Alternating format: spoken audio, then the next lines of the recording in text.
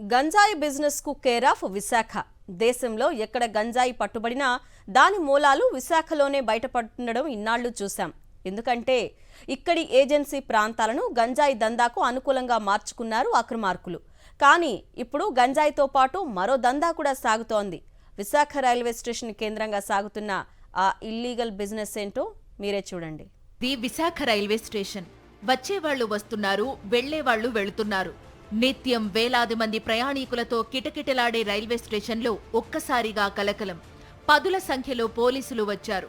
ప్రయాణికుల లగేజ్ను క్షుణ్ణంగా తనిఖీ చేశారు. అనుమానాస్పదంగా కనిపించిన ఓ ప్రయాణికుడి బ్యాగ్ను ఓపెన్ చేసిన పోలీసులు షాక్ అయ్యారు. ఏకంగా 3.2 కేజీల బంగారం బయటపడింది. విశాఖ రైల్వే స్టేషన్ కేంద్రంగా కొంతమంది ముఠాగా ఏర్పడి బంగారం అక్రమంగా రవాణా చేస్తున్నట్టు గుర్తించారు పోలీసులు.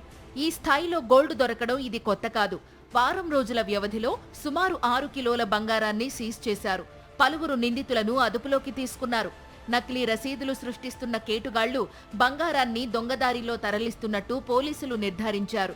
విశాఖ కేంద్రంగా గంజాయి మాత్రమే రవాణా జరుగుతుందని నిన్న మొన్నటి వరకు పోలీసులు భావించారు.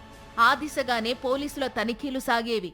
ఇప్పుడు గంజాయితో పాటు భారీగా బంగారం పట్టుబడుతుండడం కలకలం రేపుతోంది. అసలు ఇంత బంగారం ఎక్కడి నుంచి తెచ్చారు, ఎక్కడికి తీసుకెళ్తున్నారు? గోల్డ్ స్మగ్లింగ్ ఎన్నాళ్ల నుంచి సాగుతోంది?